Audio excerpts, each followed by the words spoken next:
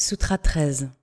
Abhyasa est l'effort pour être fermement établi dans cet état de Chitta Vritti Nirodha.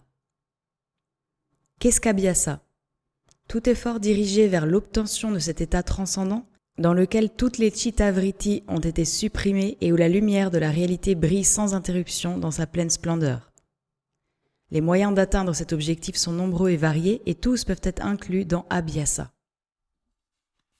Il est vrai que dans le système particulier du yoga exposé par Patanjali, il n'y a que 8 sortes de pratiques qui aient été incluses et c'est pour cela qu'il a été appelé Ashtanga Yoga, c'est-à-dire le yoga qui a 8 parties constituantes.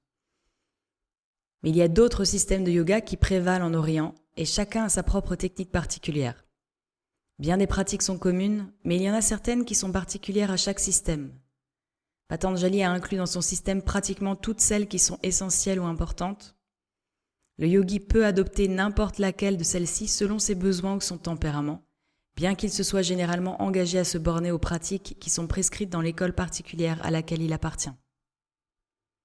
Il n'est guère besoin de faire remarquer que le yoga est une science expérimentale et, comme dans toutes les sciences, des techniques nouvelles sont constamment découvertes par des instructeurs individuels et enseignées à leurs disciples. Ainsi, chaque instructeur avancé, quoiqu'il suive les principes généraux du yoga et les techniques de son école particulière, donne une touche personnelle à son enseignement en y introduisant quelques pratiques mineures qui lui sont propres. Celles-ci sont généralement constituées d'une façon plus ou moins modifiée aussi longtemps que subsiste l'école. Mais dans la plupart des cas, de telles écoles dégénèrent rapidement en de simples corps académiques qui transmettent une tradition morte.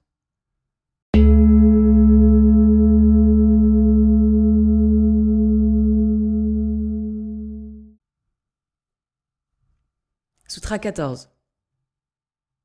Abhyasa devient fermement fondé en étant continué pendant un temps prolongé sans interruption et avec une dévotion pleine de révérence. Afin que la pratique du yoga puisse porter des fruits et permettre au sadhaka d'être fermement établi sur le sentier, il y a 3 conditions à remplir. Ces conditions telles qu'elles sont définies dans le sutra sont 1. Ces pratiques doivent être continuées pendant un temps prolongé. 2. Il ne doit pas y avoir d'interruption. 3. Le sentier doit être foulé avec dévotion et dans un esprit de révérence. On verra la nécessité d'indiquer ces conditions si l'on considère le nombre considérable d'échecs que l'on rencontre sur ce sentier. Le sentier du yoga apparaît très fascinant au commencement et nombreux sont ceux qui ont été attirés par sa séduction et qui se sont mis en route dans l'espoir d'en cueillir les fruits au bout d'un temps très court. Mais hélas, de ceux qui entrent sur le sentier, il n'y a qu'une minorité infime capable d'y bien progresser. Même ceux qui ont le courage et la persévérance de continuer sont en très petit nombre. La grande majorité des aspirants abandonnent tôt ou tard, laissant complètement de côté la pratique ou n'en conservant qu'un semblant des formes extérieures quand la fascination s'épuise. Ou bien ils en viennent à croire que tout cela n'est que baliverne, ou bien ils s'arrangent pour se convaincre que les conditions de la vie présente ne sont pas favorables et qu'il ferait mieux d'ajourner l'effort jusqu'à la prochaine vie, avec le vain espoir de se trouver placé dans de meilleures conditions.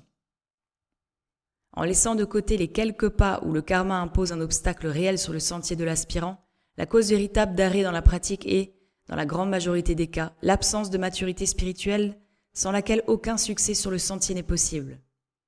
Le monde et ses poursuites ont toujours été une grande force d'attraction pour de telles personnes et elles ne sont pas préparées à faire les sacrifices réclamés sur ce sentier. En revenant aux conditions essentielles de succès, la nécessité de continuer longtemps les pratiques est évidente. La nature des changements qui doivent être apportés à notre caractère, à notre mental et à nos véhicules est telle qu'à moins que les pratiques ne soient poursuivies très longtemps, aucune amélioration appréciable ne peut être espérée. Notre nature doit être complètement changée et le changement est si fondamental que nous devons être préparés à poursuivre le travail jusqu'à ce qu'il soit fini. Combien de temps cela nous demandera dépend de bien des facteurs, notre degré d'évolution, le temps que nous avons consacré à ce travail dans les vies précédentes et l'effort que nous faisons dans celle-ci. En théorie, si un homme est capable de s'abandonner complètement à Ishvara, il peut entrer en samadhi immédiatement.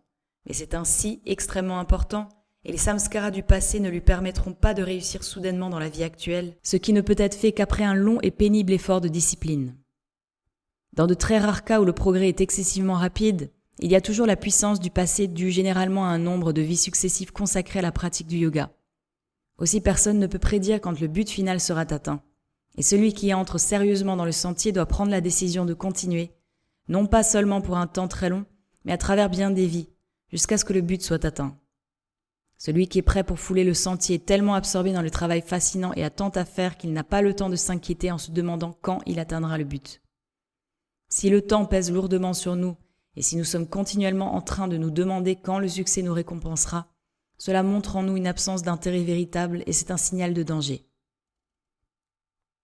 Pour apprécier l'absolue nécessité de ne pas admettre la moindre interruption, il nous faut rappeler qu'une grande partie du travail du yoga implique des changements en profondeur et fondamentaux dans les divers véhicules au moyen desquels la conscience fonctionne sur les différents plans. Et réussir à produire le changement désiré dépend de la continuité de la pratique. L'interruption ne signifie pas seulement une perte de beaucoup de temps, mais aussi un glissement en arrière et un recul qui fait perdre le terrain déjà conquis. Un exemple rendra clair cette image. Supposons qu'un sadhaka essaye de purifier son mental. Il doit proscrire fermement de son mental toutes les pensées impures, toutes les émotions impures, et faire vibrer son véhicule mental ou manomaya kosha par les pensées les plus élevées et les plus pures, jusqu'à ce que la matière grossière de ce véhicule ait été complètement remplacée par une matière fine et plus subtile, qui ne peut répondre qu'à des pensées et des émotions pures et nobles. Si cela est accompli, la capacité vibratoire elle-même du véhicule est complètement transformée et il devient très difficile pour le sadhaka d'accueillir certaines pensées impures, tout comme il est difficile pour une personne licencieuse d'accueillir des idées pures. Mais supposons qu'il relâche son effort après avoir fait quelques progrès, alors les conditions originelles tendent à s'imposer à nouveau graduellement et, s'il reprend la pratique après un temps considérable, le processus de purification doit être recommencé ab initio. La plupart des changements requis dans notre mental et dans notre caractère impliquent des changements dans les divers véhicules, et ce sont là des processus réellement matériels qui doivent être presque complétés pour être rendus pratiquement irréversibles. Même dans la vie ordinaire, cette continuité dans la pratique est d'une grande importance pour la plupart des entreprises. Un jeune qui désire devenir fort et musclé doit prendre de l'exercice régulièrement.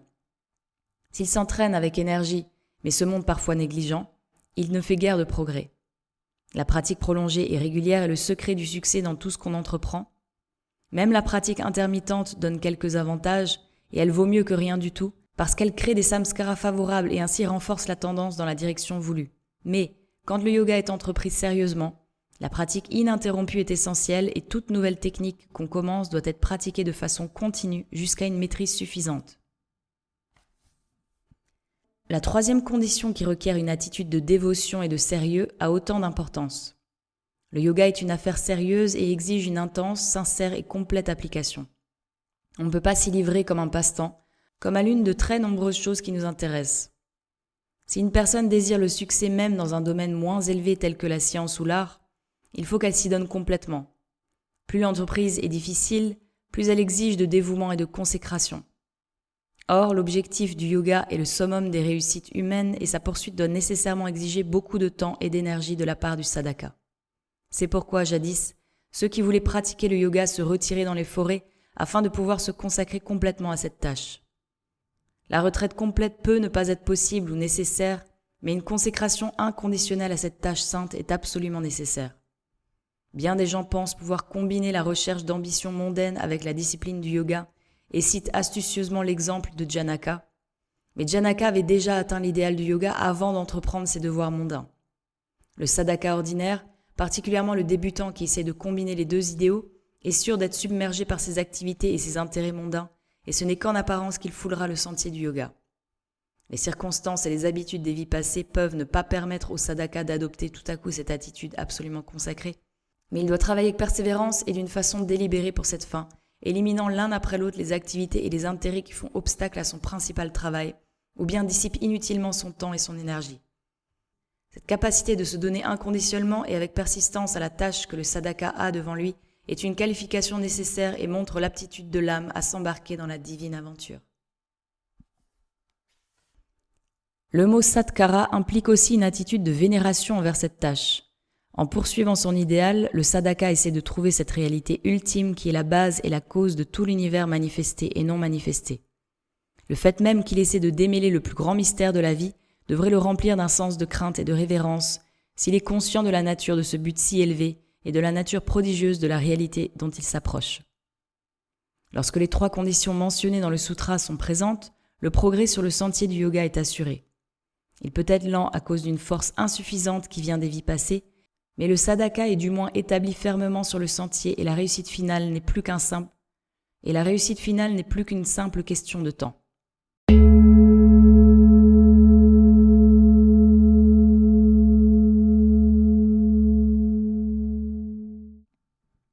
Sutra 15. La conscience de la parfaite maîtrise des désirs dans le cas de celui qui a cessé d'aspirer aux objets vus ou non vus est Vairagya.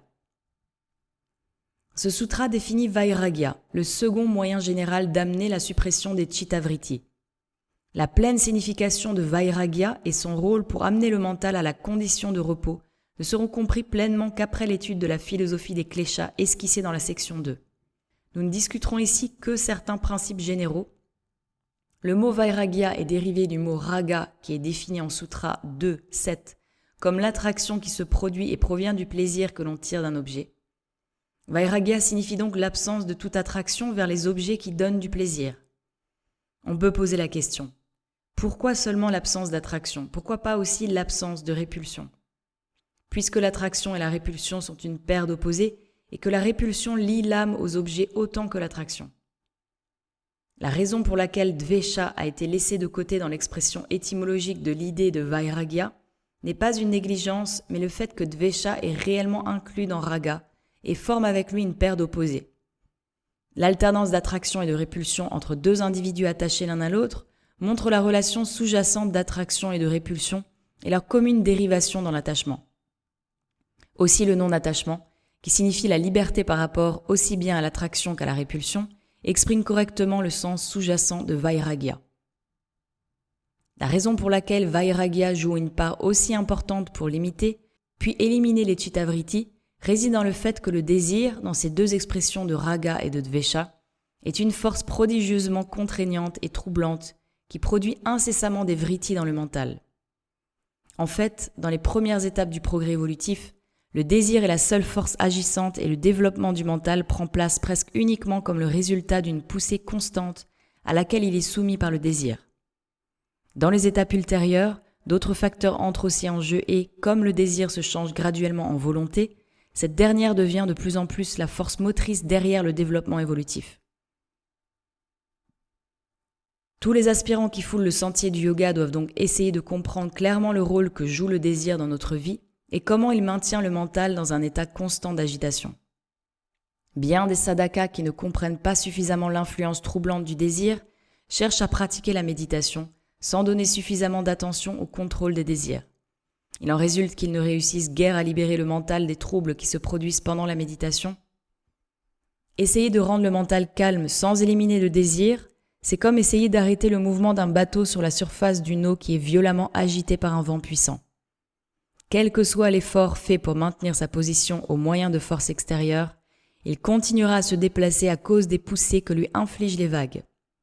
Mais si le vent s'arrête et si les vagues s'apaisent, le bateau reviendra assez vite à l'immobilité, même sans lui appliquer une force extérieure. Il en est ainsi pour le mental. Si la force motrice du désir est éliminée complètement, le mental entre dans un état de repos, celui de Nirodha, de façon naturelle et automatique. La pratique de Vairagya est l'élimination de la force motrice du désir, en utilisant le mot désir dans son sens le plus large de Vasana, tel qu'il est expliqué dans la section 4. Mais l'élimination des chittavritti par la pratique de Vairagya seule, quoique possible théoriquement, n'est ni réalisable ni à conseiller. C'est comme essayer d'arrêter une voiture en coupant seulement l'arrivée d'essence. Pourquoi ne pas appliquer aussi l'action des freins et arrêter la voiture plus vite et plus efficacement? C'est là le rôle d'Abhyasa. Abhyasa et Vairagya sont donc utilisés conjointement pour Chittavritti Nirodha. Après cette considération générale du rôle de Vairagya, remarquons certaines des expressions utilisées dans le Sutra 15 pour comprendre tout ce qu'implique la définition donnée. Vishaya sont les objets qui produisent l'attraction et l'attachement qui en résultent. Ils ont été classés en deux catégories, ceux qui sont vus et ceux dont nous entendons simplement parler, c'est-à-dire ceux qui sont mentionnés dans les Écritures. Anushravika, bien entendu, se rapporte aux joies dont les tenants des religions orthodoxes espèrent jouir après la mort. La pratique de Vairagya cherche à détruire la soif pour les deux sortes de désirs. On voit par ce qui précède que l'idéal du yoga diffère entièrement de l'idéal des religions orthodoxes. Celles-ci prescrivent une vie et une conduite particulière et le fidèle, en s'y conformant, espère qu'après la dissolution de son corps physique, il vivra dans un monde superphysique avec toutes sortes de plaisirs et de possibilités de bonheur. Les cieux des différentes religions peuvent différer quant à leur agrément, mais l'idée sous-jacente est la même, c'est-à-dire qu'une façon de vivre qui consiste à observer certaines pratiques et un certain code de morale assure une vie heureuse dans l'au-delà.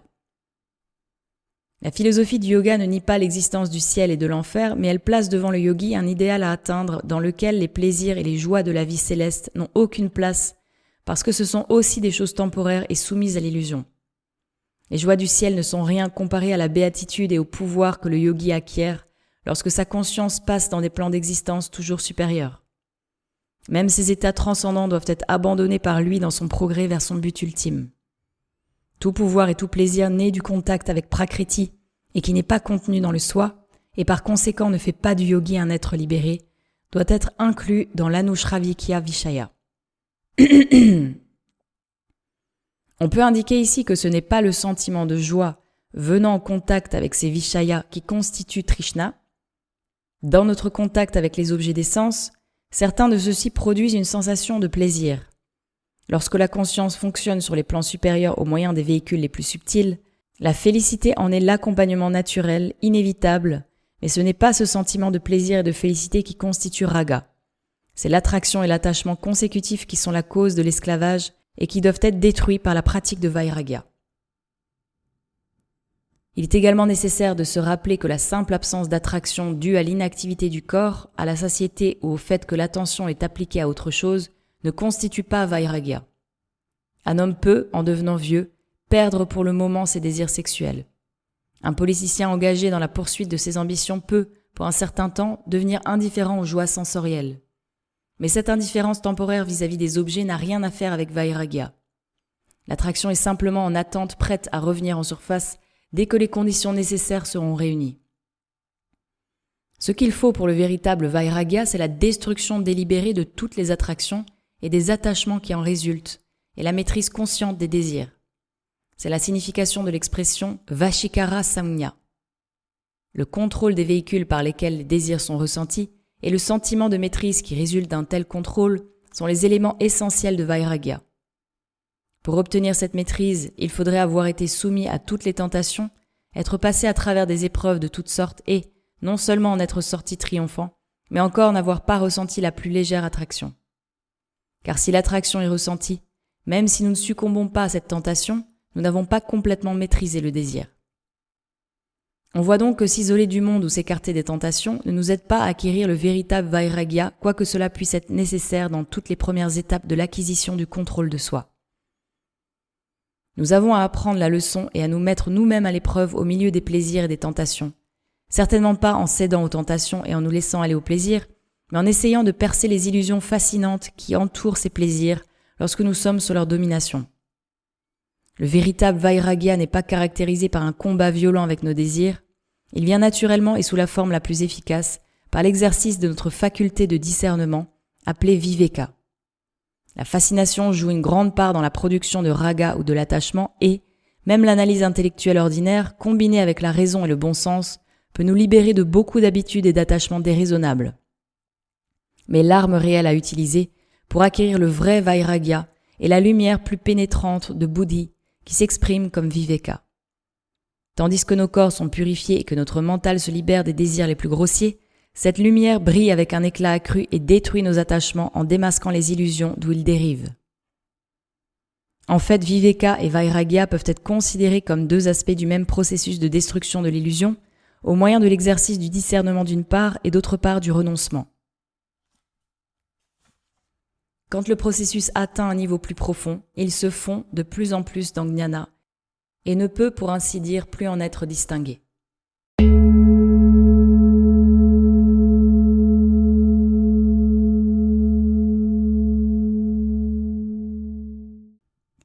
Sutra 16.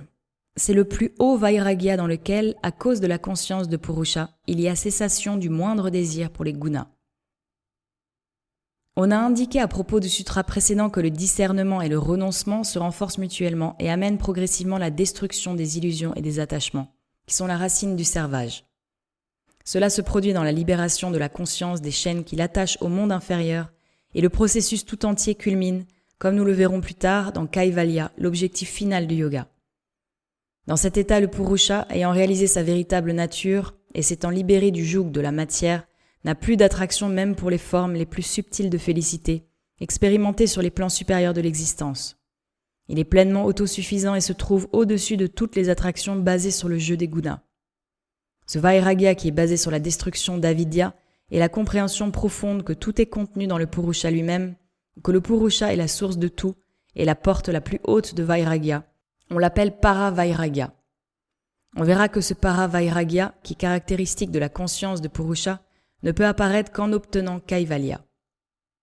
Le fait que le complet vairagya ne se développe qu'en atteignant Purusha Kyati signifie que, bien qu'il puisse n'y avoir aucun attachement actif dans les étapes inférieures, cependant les semences de l'attachement subsistent. Il en résulte que, tandis qu'il y a possibilité que l'attachement se développe de nouveau avant que Purusha Kyati soit atteint, une telle possibilité n'existe plus quand ce stade est atteint. C'est ce qui a aussi été très bien exprimé dans la Bhagavad Gita dans le shloka bien connu 2.59. Les objets des sens, mais pas le désir qu'on en a, s'écartent de l'habitant abstinent du corps, mais même cette complaisance s'écarte de lui après qu'il a vu le suprême.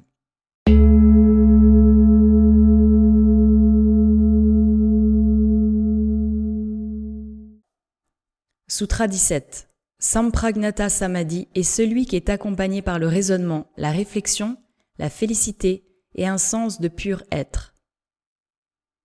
Le Sutra 17 et 18 traitent des deux variétés de Samadhi appelées Sampragnata et Asampragnata. Avant d'entreprendre la discussion de ces deux importants sutras, il est désirable de traiter d'une façon générale de la nature du Samadhi et des rapports réciproques des différentes sortes et états du Samadhi mentionnés dans les Yoga Sutras.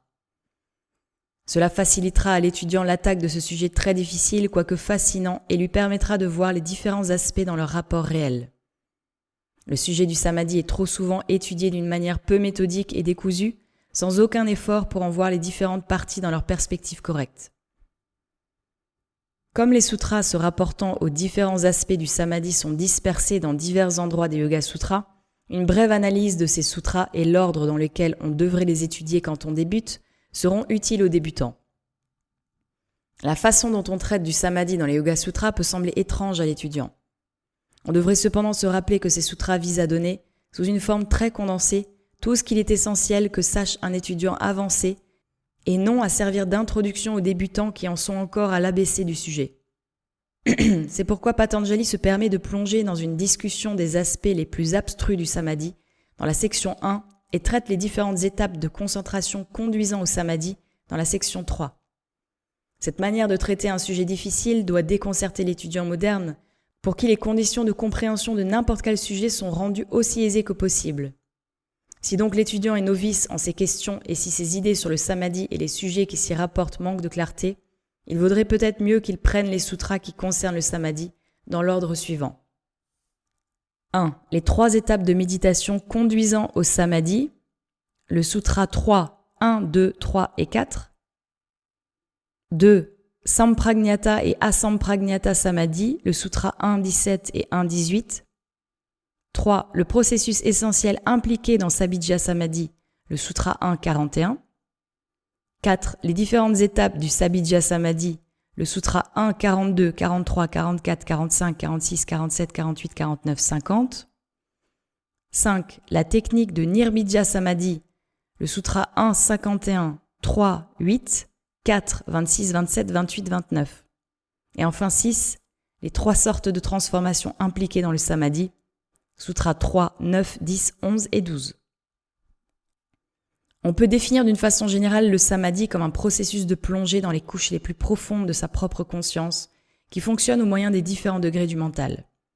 La conscience est un aspect de la réalité ultime dans la manifestation, et son expression dépend du degré particulier du mental au moyen duquel elle fonctionne, l'expression en étant d'autant plus limitée que l'instrument d'expression est grossier. Comme l'involution progressive de la conscience dans la matière pour se développer lui impose des limitations croissantes, de même le processus inverse d'évolution libère progressivement la conscience de ses limitations. Les différentes étapes du samadhi représentent cette libération progressive de la conscience des limitations dans lesquelles elle est impliquée, et Kaivalya est l'état dans lequel elle peut de nouveau fonctionner en parfaite liberté. Comme la conscience fonctionne à différents niveaux dans différents degrés du mental au moyen de différents mécanismes appelés les véhicules ou koshas, sa libération progressive des limitations peut être considérée d'un autre point de vue. On peut la considérer comme le retrait d'un véhicule dans un véhicule plus subtil. Chaque véhicule a ses propres fonctions et limitations, et les limitations de plus en plus ténues au fur et à mesure que la matière dont il est composé devient plus raffinée. Ce retrait progressif de la conscience en samadhi, dans des véhicules de plus en plus subtils, est représenté dans le diagramme qui montre les étapes du samadhi. Le diagramme s'explique par lui-même, mais il ne peut être compris pleinement qu'après avoir étudié en détail les différents aspects du samadhi. Le premier aspect de samadhi, dont traite Patanjali dans la première section, est la distinction entre sampragnata et asampragnata samadhi. Il y a énormément d'incompréhension de la nature de ces deux sortes de samadhi, et bien des étudiants les confondent avec sabhidja et nirbhidja samadhi. En fait, les mots qui désignent différentes sortes de samadhi sont en général utilisés par des commentateurs d'une manière peu méthodique et on néglige les distinctions plus subtiles qui caractérisent les différentes sortes et phases de samadhi. Un étudiant des Yoga Sutras doit garder à l'esprit qu'il s'agit d'un traité scientifique dont chaque mot a un sens spécifique et précis et qu'on ne peut employer des expressions imprécises ou des mots différents pour la même idée. Quand Patanjali utilise deux groupes de mots, sampragnata et asampragnata d'un côté et sabhidja et nirbhidja de l'autre, dans des contextes absolument différents, c'est parce qu'il s'agit de deux idées ou sujets entièrement différents. Prendre ces deux groupes de mots comme équivalents témoigne d'une incompréhension de l'ensemble du sujet. Nous discuterons ultérieurement la signification de sabhidja et nirbhidja samadhi.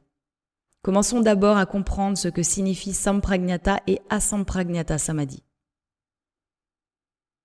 Comme il se produit fréquemment dans l'usage des mots sanscrits, la clé qui nous conduira à la signification d'un mot particulier est donnée par la structure étymologique du mot.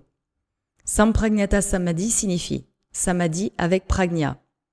Le préfixe a en sanskrit signifie pas. Par conséquent, asampragnata samadhi signifie pas le samadhi avec pragna. Asampragnata samadhi est donc le samadhi sans pragna, qui serait l'opposé de sampragnata samadhi. C'est un état de samadhi qui, bien qu'associé avec pragna, est cependant différent de sampragnata samadhi. On peut donc considérer que c'est un corrélatif de sampragnata samadhi. Le mot pragna en sanskrit signifie la conscience supérieure travaillant par le mental à tous les stades. Il est dérivé de pra qui signifie élevé et de gna qui signifie connaître. La caractéristique de cette conscience supérieure qui se développe dans le samadhi est que le mental y est coupé complètement du monde physique et que la conscience est centrée dans l'un ou l'autre des groupes de véhicules, commençant au corps mental inférieur et finissant avec le véhicule atmique. La conscience est ainsi libre du fardeau du cerveau physique et de ses intrusions. Si aussi bien sampragnata qu'asampragnata samadhi sont associés avec pragna, sampragnata, où donc réside la différence entre les deux ? La différence réside dans la présence ou l'absence d'un pratyaya dans le champ de la conscience. Pratyaya est un mot technique utilisé dans le yoga pour marquer le contenu total du mental à un moment quelconque, utilisant le mot mental dans son sens le plus vaste et pas seulement l'intellect. Ce pratyaya peut être de n'importe quelle espèce et peut exister sur n'importe quel plan du mental.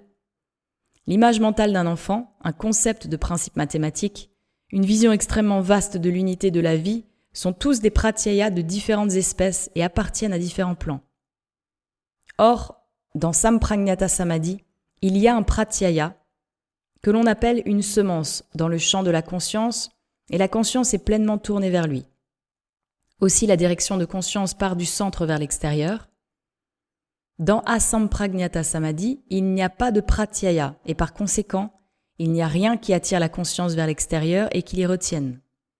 Aussi, dès que le pratyaya est abandonné ou supprimé, la conscience commence à se retirer automatiquement en son centre haut et après être passée momentanément à travers ce centre laya, elle tend à émerger dans le véhicule plus subtil suivant. Lorsque ce processus a été achevé, le pratyaya P du plan supérieur le plus proche apparaît et la direction de la conscience commence de nouveau à aller du centre vers l'extérieur. Les étapes progressives de cette récession de conscience vers le centre et son émergence dans le plan supérieur le plus proche peuvent être illustrées par le diagramme suivant. Depuis le temps où le pratyaya P est supprimé jusqu'au moment où le pratyaya P du plan suivant apparaît, le yogi est dans l'état d'Asampragnata Samadhi. Pendant tout ce temps, il est pleinement conscient et sa volonté dirige cette opération mentale délicate d'une manière extrêmement subtile. Sans aucun doute, le mental est vide, mais c'est le vide du samadhi et non le vide d'une espèce ordinaire tel qu'il peut exister dans le sommeil profond ou le coma. Le mental est encore complètement coupé du monde extérieur, il est encore parfaitement concentré, il est encore sous le contrôle complet de la volonté. Asampragnata Samadhi représente donc une condition très dynamique du mental et ne diffère de Sampragnata Samadhi que par l'absence de pratyaya dans le champ de la conscience. En intensité de concentration et vivacité du mental, il est à égalité avec Sampragnata Samadhi. C'est pourquoi on ne le marque qu'en ajoutant simplement le préfixe A à Sampragnata Samadhi. Le vide d'Asampragnata Samadhi est quelquefois appelé un nuage dans la terminologie du yoga, et l'expérience peut être comparée à celle d'un pilote dont l'avion traverse un banc de nuages. Le paysage clair disparaît tout à coup, le sens ordinaire de la direction fait défaut, et il vole avec la certitude qu'en continuant, il arrivera forcément de nouveau dans un ciel clair. Lorsque la conscience du yogi quitte un plan et que le pratyaya de ce plan disparaît, il se trouve dans un vide et doit y rester jusqu'à ce que sa conscience émerge automatiquement dans le plan suivant, avec son pratyaya nouveau et caractéristique. Il ne peut rien faire qu'attendre patiemment, le mental alerte et concentré, que l'obscurité se disperse et que la lumière du plan supérieur pointe dans son mental. Dans le cas du yogi avancé, cette expérience peut être répétée maintes et maintes fois, et il passe d'un plan à un autre jusqu'à ce qu'il fasse le plongeon final depuis le plan le plus subtil, le plan atmique, dans la réalité elle-même, la conscience du Purusha. Ce nuage dans lequel il entre est appelé Dharma Megha, pour des raisons qui sont discutées en traitant le Sutra 4.29. Quand il sort de ce nuage sacré, il a déjà laissé derrière lui le domaine de Prakriti et il est dans son propre Svarupa. On verra donc que, dans ce retrait progressif de la conscience depuis le plan mental inférieur jusqu'à son origine, Sampragnata Samadhi avec son pratyaya caractéristique et Asampragnata Samadhi avec son propre vide se suivent l'un l'autre en succession jusqu'à ce que le dernier obstacle ait été franchi et que le yogi soit établi dans son Svarupa, sa conscience devenue une avec la conscience du Purusha. Le retrait de la conscience vers son centre n'est donc pas un enfoncement régulier et ininterrompu dans les profondeurs de plus en plus grandes, mais consiste dans ce mouvement alterné de la conscience vers l'extérieur et vers l'intérieur à chacune des barrières qui séparent deux plans. Le temps pris pour passer à travers les différents plans et les vides qui les séparent dépend de l'avancement du yogi. Alors que le débutant peut rester empêtré sur les plans inférieurs pendant un temps considérable qui s'étend sur des années, le yogi avancé peut transférer sa conscience d'un plan à un autre avec la rapidité de l'éclair et, dans le cas de l'adepte qui a atteint Kaivalya, tous les plans se fondent réellement en un, parce que le passage vers le haut et vers le bas est si rapide et si facile que c'est seulement une question de concentration de la conscience sur un véhicule ou sur un autre. En règle générale, quand le yogi fait l'apprentissage de la technique du samadhi, il doit passer un temps considérable sur un plan particulier en étudiant ses phénomènes et ses lois avant d'être à même d'essayer le passage dans le plan immédiatement supérieur. Son progrès ne dépend pas seulement de ses efforts présents, mais aussi des acquis du passé et des samskaras qu'il rapporte de ses vies précédentes. La science du yoga ne peut être maîtrisée en une seule vie, mais seulement dans une succession de vies énergétiquement consacrées en exclusivité à l'idéal du yoga. Et les impatients qui ne peuvent adopter cette vue à long terme ne sont pas encore qualifiés pour entrer sur ce sentier et y progresser régulièrement. Après avoir traité de la nature de Sampragnata et d'Asampragnata d'une façon générale, considérons maintenant les deux sutras dans lesquels Patanjali a mentionné ces deux aspects du samadhi. Dans le Sutra 1.17, il indique les caractéristiques de la conscience qui se développent dans les 4 étapes de Sampragnata Samadhi qui correspondent aux 4 étapes des gunas mentionnées dans le Sutra 2.19. Le mot anugamat signifie associé avec ou accompagné par, et le sutra signifie donc en gros que les 4 phases ou étapes successives de Sampragnata Samadhi sont accompagnées des activités ou des états du mental qui sont respectivement désignés par Vitarka, Vichara, Ananda et Asmita. Toute personne familière avec la classification védantique ou avec la classification théosophique moderne des plans de manifestation et des fonctions des véhicules sur ces plans verra facilement combien ce développement progressif de la conscience, au moyen des 4 états mentionnés dans le sutra, correspond étroitement à cette classification. La classification des éléments qui constituent le côté phénoménal de l'univers selon les philosophes du Samkhya et du Yoga est fonctionnelle et non pas structurelle. C'est évidemment la raison pour laquelle Patanjali, en désignant les étapes successives du Samprajñata Samadhi, n'a donné que les fonctions essentielles et dominantes du mental, et non pas les noms des véhicules au moyen desquels ces fonctions sont exercées. On doit dire quelque chose en faveur de cette représentation fonctionnelle de ces étapes si on la compare avec les représentations structurelles.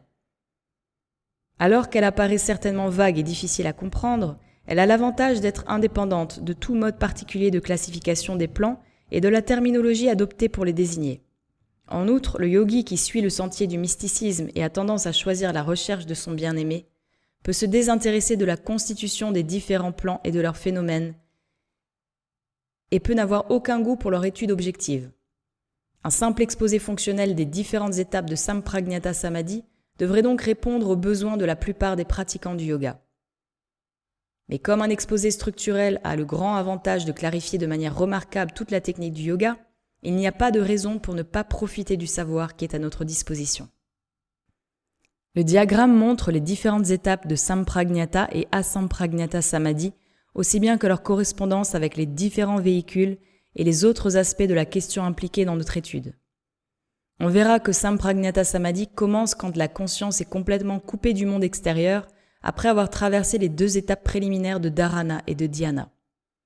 Dans la première étape de Samprajñata Samadhi, la conscience est donc centrée sur le mental inférieur et fonctionne à travers le Manomaya Kosha. La fonction essentielle du mental à ce stade est indiquée par le mot vitarka. On devrait noter que lorsqu'une personne peut quitter le corps physique et fonctionner dans les 2 véhicules plus subtils appelés corps astral et corps mental inférieur, elle n'est pas nécessairement dans un état de samadhi, bien que son corps physique soit inerte. Elle peut simplement fonctionner dans des corps plus subtils de la matière ordinaire en exerçant ses pouvoirs de clairvoyance et en faisant descendre la connaissance ainsi obtenue dans le cerveau lorsqu'elle retourne au corps physique. Cet état, dans lequel la clairvoyance, etc. peut être exercée, est tout à fait différent de l'état du samadhi parce que la condition particulière du mental, décrite dans le Sutra 3.3, n'y est pas présente. Le mental est tourné vers différents objets successivement et non pas concentré sur un seul objet. Après avoir maîtrisé la technique et les phases de Savitarka et Nirvitarka dans la première étape, le yogi pratique l'Asamprajñata Samadhi et retire sa conscience dans le plan immédiatement supérieur, passant au travers du nuage qui accompagne Asamprajñata Samadhi. La conscience du yogi émerge alors dans le monde mental supérieur et fonctionne au moyen de Vijnana Maya Kosha ou corps causal. La fonction essentielle du mental travaillant au moyen de ce véhicule est appelée Vichara. Le yogi commence alors à pratiquer le samadhi sur ce plan, maîtrise lentement la technique des phases de Savichara et Nirvichara et pratique Asamprajñata Samadhi pour libérer sa conscience du plan mental supérieur. Le processus entier du cycle doit être répété encore 2 fois pendant les 2 dernières étapes de Samprajñata Samadhi afin de libérer la conscience du yogi des véhicules extrêmement subtils et à peine compréhensibles qui sont appelés Ananda Maya Kosha et Atma, et dont les fonctions essentielles sont appelées Ananda et Asmita. La signification des mots Vitarka, Vichara, Ananda et Asmita est expliquée en traitant des 4 étapes des gunas en Sutra 2.19 et l'étudiant devrait se référer à ce sutra. L'étudiant devrait aussi remarquer que tout au long de la récession de la conscience dans les 4 étapes, il y a toujours quelque chose dans le champ de la conscience. Il est vrai que, durant la période d'Asamprajñata Samadhi, il n'y a pas de pratyaya mais seulement un nuage ou un vide. Mais un nuage ou un vide est aussi un voile sur la pure conscience. Ce n'est que l'impression troublée produite sur la conscience lorsqu'elle traverse la phase critique entre le pratyaya de 2 plans successifs. Cette phase est comme l'état critique entre 2 états de la matière, le liquide et le gaz, qu'on ne peut appeler ni liquide ni gazeux. Ainsi, cette présence d'un pratyaya caractéristique de toutes les étapes du Samprajñata Samadhi signifie que dans le Samprajñata Samadhi, la conscience ne peut connaître que la nature de quelque chose qui est placé dans son champ d'illumination. Elle ne peut pas connaître sa propre nature. Si nous faisons passer un rayon de lumière dans une pièce obscure, puis que nous placions sur la route de ce rayon différentes sortes d'objets, la lumière les illuminera immédiatement et nous permettra de les voir. Les objets sont vus avec l'aide de la lumière, mais nous ne pouvons pas voir la lumière elle-même, car si les objets sont retirés de façon à ne pas être frappés par le rayon de lumière, la pièce deviendra complètement obscure, quoique le rayon de lumière y soit toujours présent. Y a-t-il un moyen de voir la lumière elle-même ? Il n'y a pas de moyen pour voir la lumière physique si ce n'est par les objets qu'elle éclaire. Mais la lumière de la conscience peut être vue comme elle est réellement après que toutes les étapes du Samprajñata Samadhi ont été traversées et que le Nirbija Samadhi est pratiqué pour soulever le voile ultime de la plus subtile qui couvre la réalité, la conscience du Purusha. Nous avons fait allusion aux pratyayas des différents plans et l'étudiant pourrait aimer connaître à quoi ressemblent ces pratyayas. Quoique des efforts aient été faits pour décrire les pratyayas glorieux et vivants des plans supérieurs par les mystiques et occultistes de toutes les époques, ceux qui lisent ces descriptions peuvent voir que ces efforts ont échoué. Plus le plan que l'on cherche à décrire est élevé et plus l'échec est complet. Le fait est qu'il est impossible d'avoir la moindre idée de ces plans supérieurs si ce n'est de la façon la plus générale et la plus vague. Chaque monde ne peut être connu qu'au moyen du véhicule que la conscience utilise dans ce monde. La descente successive de la conscience dans les mondes inférieurs n'est pas comme l'obscurcissement progressif et général d'une lumière brillante par un certain nombre de voiles. Chaque descente successive implique une diminution dans le nombre des dimensions de l'espace et du temps et elle impose, à chaque pas, à la conscience des limitations qui sont inhérentes au fonctionnement de ce plan. Dans certains des sutras qui suivent, la nature des différentes espèces de samadhi est davantage élaborée. On verra qu'il n'est pas, nulle part, fait aucun effort pour décrire les expériences des plans supérieurs. La connaissance que donnent ces sutras est comme la connaissance dérivée de l'étude d'une carte de géographie. Une carte ne nous donne pas une idée concernant les paysages, le panorama, etc. d'un pays. Elle peut seulement nous donner des informations concernant les positions relatives et les limites des différentes parties du pays. Si nous désirons réellement connaître le pays, il nous faut y aller et le voir par nous-mêmes. Donc, si nous désirons connaître ce que sont les plans supérieurs, nous devons pratiquer samadhi et venir en contact direct avec ces plans au moyen des véhicules correspondants. Et même quand nous avons nous-mêmes vu ces plans, nous sommes incapables d'en donner aucune idée aux autres. Une telle connaissance est toujours directe et incommunicable.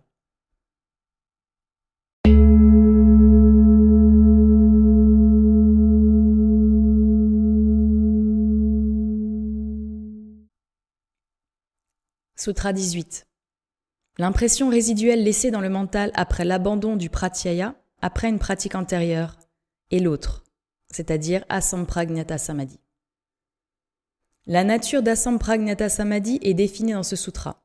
La signification du sutra devrait être claire jusqu'à un certain point, à la lumière de ce qui a déjà été dit à propos du sutra précédent. Restons-en un moment aux différentes expressions employées dans ce sutra. Virama pratyaya signifie la cessation de pratyaya. Cela, bien sûr, se rapporte à la semence du Samprajñata Samadhi qui est abandonnée et disparaît du champ de la conscience dans la pratique de l'Asamprajñata Samadhi. Certains commentateurs interprètent cette expression comme l'idée de cessation ou la cause de cessation. Cela signifierait que le yogi médite sur l'idée de cessation de pratyaya ou sur paravairagya. Cette interprétation ne semble pas être justifiée dans le contexte présent et si on l'analyse avec soin, on verra qu'elle ne signifie rien d'autre que l'abandon de la semence maintenue dans le précédent Samprajñata Samadhi. Un yogi qui médite sur une semence peut l'abandonner en produisant un vide dans le mental, mais il ne peut pas laisser la semence de Samprajñata Samadhi et se mettre à méditer sur l'idée de cessation. N'importe qui peut voir qu'une telle commutation d'une idée à une autre, d'une nature entièrement différente dans l'état de Samadhi, est impossible. Abhyasa Purva signifie précédé par la pratique. La pratique de quoi ? La pratique de maintenir dans le mental la semence du Samprajñata Samadhi. Cette expression est donc employée pour appuyer le fait qu'Asamprajñata Samadhi ne peut être pratiqué qu'après une pratique prolongée du Samprajñata Samadhi. C'est, comme on l'a déjà indiqué, une condition intensément active et non passive. En fait, le retrait de la conscience dans l'Asamprajñata Samadhi et son passage à travers le centre laya dépend de la continuité de la pression et de la volonté sous-jacente à l'effort pour conserver le mental dans l'état de Samprajñata Samadhi. Il n'y a pas de changement dans cette condition du mental si ce n'est la disparition de pratyaya. La pression doit être créée dans le Sampragnata Samadhi avant de pouvoir être utilisée dans l'Asampragnata Samadhi. L'arc doit être bandé avant de lancer la flèche pour traverser la cible. Samskara Shesha signifie l'impression résiduelle, l'impression qui est laissée dans le mental après l'abandon du pratyaya d'un plan et avant que le pratyaya du plan suivant apparaisse, ne peut être, dans des conditions normales, que le vide. Mais ce vide n'est pas un état statique, bien que le yogi puisse le sentir comme tel lorsqu'il le traverse. C'est une condition dynamique, parce que la conscience est transférée, lentement ou rapidement, d'un plan à l'autre comme le montre la figure 1. La conscience ne peut pas rester suspendue indéfiniment dans le vide, elle doit émerger dans l'un ou l'autre côté du centre laya. Si la technique du Nirodha Parinama n'a pas été suffisamment maîtrisée, elle peut réapparaître dans le plan qu'elle vient de quitter, et les semences qui avaient été abandonnées réapparaîtront. Mais si le mental peut rester dans l'état de Nirodha pour un temps suffisamment long, comme il est indiqué dans le Sutra 3.10, la conscience émergera, tôt ou tard, dans le plan immédiatement supérieur.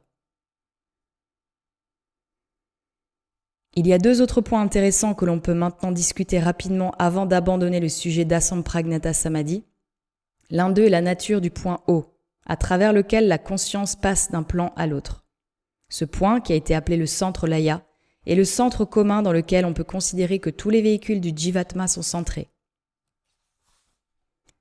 Ce n'est qu'à travers un tel centre, appelé un bindu en sanskrit, que le transfert de conscience d'un plan à un autre peut se produire. En fait, il n'y a qu'un centre de réalité entouré de plusieurs véhicules concentriques et, quel que soit le véhicule qui soit illuminé par la conscience, il puise son illumination dans ce centre. Mais la concentration de la conscience dans un véhicule particulier le fait paraître comme si la conscience se déplaçait vers le haut ou vers le bas, le long de la ligne ou de l'abscisse qui rattache tous les véhicules l'un à l'autre. Un adepte dont la conscience est centrée d'une façon permanente sur le plan atmique concentre son attention d'une façon temporaire sur n'importe quel véhicule particulier, et pendant ce temps, les objets en rapport avec ce véhicule viennent dans le champ de sa conscience. Le centre de sa conscience apparaît donc comme s'étant déplacé d'un véhicule à l'autre, mais en réalité, il ne s'est pas du tout déplacé. La conscience qui est tout le temps centrée dans la réalité a simplement fait une mise au point sur un véhicule ou sur un autre. C'est en ce sens particulier qu'il faut comprendre ce transfert de conscience d'un véhicule à l'autre en samadhi, si nous ne voulons pas tomber dans l'absurdité philosophique consistant à imaginer la conscience qui transcende le temps et l'espace se déplaçant d'un endroit à l'autre. Le deuxième point que l'étudiant peut remarquer à ce sujet est que, le centre commun de tous les véhicules étant le point de rencontre de tous les plans, la conscience doit toujours se retirer en lui avant de pouvoir être transférée à un autre véhicule, tout comme celui qui suit une route doit retourner au croisement avant de prendre une autre route. Asampragnata Samadhi apparaîtra donc comme n'étant rien d'autre que le retrait de la conscience vers son centre laya avant de pouvoir commencer à fonctionner sur un autre plan. Si la conscience reste établie en permanence dans le centre de la réalité, comme c'est le cas pour un adepte très avancé, la question du retrait vers ce centre ne se pose pas. De cette position avantageuse, il dispose d'une vue d'ensemble de tous les plans inférieurs et peut instantanément se mettre à fonctionner sur tout plan qu'il choisit. On peut demander pourquoi, si ce centre commun à tous les véhicules est aussi le centre de la réalité en chaque yogi, celui-ci n'obtient pas un aperçu de la réalité en traversant ce point, en passant d'un plan à un autre. La possibilité d'un tel aperçu existe certainement à cause de la nature unique de ce point. Qu'est-ce qui empêche donc le yogi de toucher la réalité chaque fois qu'il pratique l'Asampragnata Samadhi ? La réponse à cette question est contenue dans certains des sutras qui se trouvent vers la fin de la section 4. Ce sont les samskaras, alourdissant encore le mental du yogi, qui obscurcissent sa vision et l'empêchent d'obtenir un aperçu de la réalité. Ces samskaras doivent être détruits complètement avant qu'il soit libre de passer dans le domaine de la réalité de quelque point qu'il le veuille. Mais bien que le yogi, encore alourdi par les samskaras, ne puisse gagner un aperçu clair de la réalité, il peut, pour ainsi dire, pressentir de plus en plus la réalité au fur et à mesure qu'il progresse vers son but et que le fardeau de ces samskaras devient plus léger. Considéré de cette façon, chacun des Asampragnata Samadhi successifs est un précurseur du Nirbija Samadhi, qui seul donne une vision non obstruée de la réalité.